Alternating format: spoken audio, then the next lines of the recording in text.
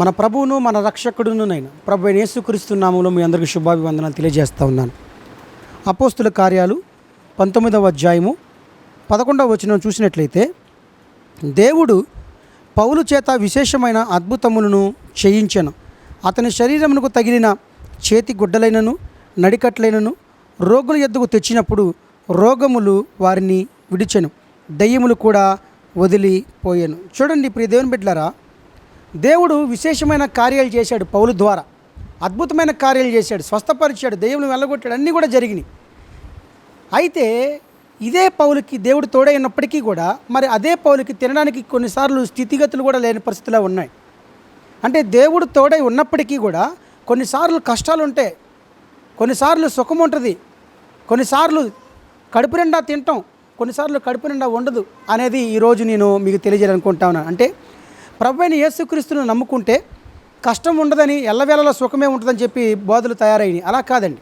యేసుక్రీస్తు ప్రభుని నమ్ముకున్నప్పుడు కష్టము ఉంటుంది, సుఖము ఉంటుంది అని మీరు గమనించాలని నేను కోరుతా ఉన్నాను. నేను ఏ స్థితిలో ఉన్నానో ఆ స్థితిలో సంతృప్తి కలిగి నేర్చుకుని ఉన్నాను. నాకు దీనస్థితి తెలుసు, సంపన్న స్థితి తెలుసు, నాకు కడుపు నిండటం తెలుసు, ఆకలి కొని ఉండటం తెలుసు, సమృద్ధిలో ఉండడం తెలుసు, లేమిలో కూడా తెలుసు. అంటే ఇక్కడ విశ్వాసికి కడుపు నిండా ఆహారం ఉన్న దినాలు ఉంటాయి, అలాగే కడుపులో ఏమీ లేకుండా నీళ్లు మాత్రమే ఉన్న దినాలు కూడా ఉంటాయి. దేవుని నమ్ముకుంటే ఎల్లవేళలా ఆశీర్వాదాలే ఉంటాయి అనుకోబాకండి. దేవుని నమ్ముకున్నప్పుడు కష్టము ఉంటుంది, సుఖము ఉంటుంది. ప్రసంగి గ్రంథంలో కనపడుతూ ఉంటుంది. దేవుడు సుఖదిక్కుములను ఇమిడి చేసి ఉన్నాడు మానవుని జీవితంలో. కాబట్టి ఇప్పుడు దేవుని బిడ్డలారా మీరు గమనించాలి, ఎన్నో గొప్ప కార్యాలు చేశాడు పౌలు. అటువంటి పౌలుకు కూడా ఎన్నో శ్రమలు వచ్చినాయి.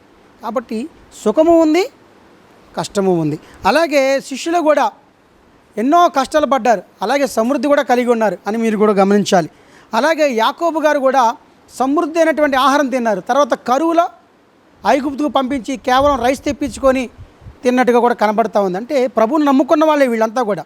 దావీదు సమృద్ధి కలిగి ఉండడం తెలుసు. తర్వాత తినడానికి తిండి లేనప్పుడు కూడా యాజకులే తినాల్సిన రొట్టెలు మరి ఇంకెవరు తినకూడదు, ఆ రొట్టెలు కూడా తిన్నట్టుగా కనబడుతుంది. అంటే దేవుడు దావీదు తోడలేడా? యాకోబు దేవుడు తోడలేడా? పౌలుకు తోడలేడా?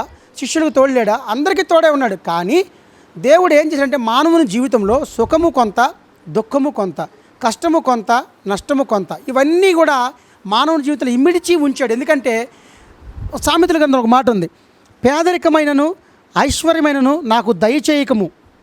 ఒక భక్తుడు మాట్లాడాడు, దేవా నాకు ఐశ్వర్యం వద్దు, అలానే నాకు పేదరికం వద్దు. ఏమన్నాడు? తగినంత ఆహారం నాకు ఇవ్వనన్నాడు. ఎందుకని అన్నాడు? దాని కింద వచనం చూస్తే, నాకు ఎక్కువ ఐశ్వర్యం ఇస్తే కనుక నేను ఎక్కువ తిని చేసి విసర్జించి నిన్ను యెహోవా ఎవడు అని అడుగుతునేమో. అంటే డబ్బు ఉండడం ద్వారా గర్వం వస్తుంది, కళ్ళు పైకి ఎత్తుతాయి కదా. అందుకనే ఇక్కడ మాట అంటున్నాడు, నువ్వు నాకు ఎక్కువ ఇవ్వద్దు, ఎక్కువ ఇస్తే నువ్వెవడు అని అంటానేమో. ఒకవేళ తక్కువ ఇవ్వద్దు, తక్కువ ఇస్తే నేను ఎక్కడైనా దొంగతనం చేసి నీ నామమునకు అవమానకరంగా బ్రతుకుతానేమో, నాకు తగుమాత్రంగా ఇవ్వయ్యా అని చెప్పానన్నాడు. ప్రతి ఒక్క విశ్వాసి కూడా ఇదే ప్రార్థన చేయాలి, అయ్యా నాకు పేదరికమైనను ఐశ్వర్యమైనను దయచేయకము, తగినంత ఆహారమును వస్త్రమును దయచేయను ఆయన అని చెప్పి అనగాలి. అలాగే దేవుడు ఎంతమందికి తోడైనప్పటికీ అబ్రహాంకు తోడై ఉన్నాడు. ఆయన కష్టమేమో అనిపించలేదా? ఆయన కష్టాలు అనుభవించాడు, సుఖము పడ్డాడు. ఇస్సాకు సుఖపడ్డాడు, కష్టపడ్డాడు. యోబు సుఖపడ్డాడు, కష్టపడ్డాడు. న్యాయాధిపతుల గ్రంథంలో ఇశ్రాయేలీయులందరూ కూడా కొంతకాలం శ్రమం, కొంతకాలం దుఃఖం, కొంతకాలం ఆనందం, కొంతకాలం సంతోషం, ఇలాగా అన్నీ కూడా జరుగుతూ ఉన్నాయి. కాబట్టి ఇప్పుడు దేవుని బిడ్డలారా, ప్రతి విశ్వాసి కూడా కొనసాగేటువంటి ఈ జీవిత ప్రయాణంలో కొంతకాలం శ్రమలు ఉంటాయి, కొంత సంతోషం ఉంటుంది, కొంత బాధలు ఉంటాయి, ఇవన్నీ కూడా ఉంటాయని మీరు గమనించాలని నేను ఆయన సేవకుడిగా తెలియజేస్తా ఉన్నాను. ఎప్పుడు కూడా సమృద్ధిగా ఉంటుంది అని చెప్పి బైబిల్ ఎక్కడా కూడా చెప్పలా. కానీ ఆయన నమ్ముకున్నప్పుడు కొన్నిసార్లు పరిస్థితులను బట్టి దేవుడు చెప్పిన లేఖనం ప్రకారంగా సుఖదుఖాలు ఉన్నాయి అని చెప్పి మీరు గమనించాలని ఆయన సేవకుడిగా తెలియజేస్తాను. కాబట్టి విశ్వాసం మనం అందరం కూడా చాలా జాగ్రత్తగా ఉండి ప్రభువుని సేవిస్తే మనకు ఆహారము వస్త్రములు సమృద్ధిగా ఇస్తే చాలయ్యా అని ప్రతిరోజు కూడా మీ ప్రార్థన చేసుకుంటే ఆయన ఖచ్చితంగా సహాయం చేస్తాడని నేను ఆయన సేవకుడిగా మీకు తెలియజేస్తాను. ప్రార్థన చేసుకుందాం. స్తోత్రములు తండ్రి, పరిశుద్ధుడైన మా ప్రభువానికి వందనాలు, స్తోత్రాలైనా మాకు పేదరికమునైనను ఐశ్వర్యమును దయచేయక తగు మాత్రము ఆహారమును వస్త్రములు దయచేయమని మేము ప్రార్థన చేస్తూ ఉన్నాయా.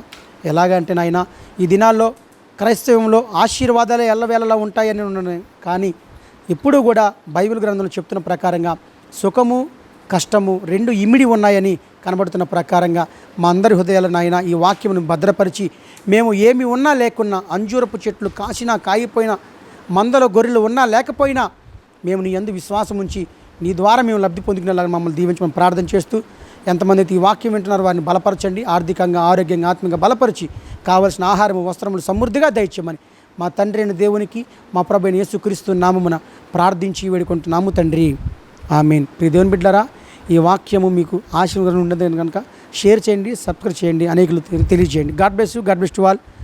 షాలం టు ఆల్.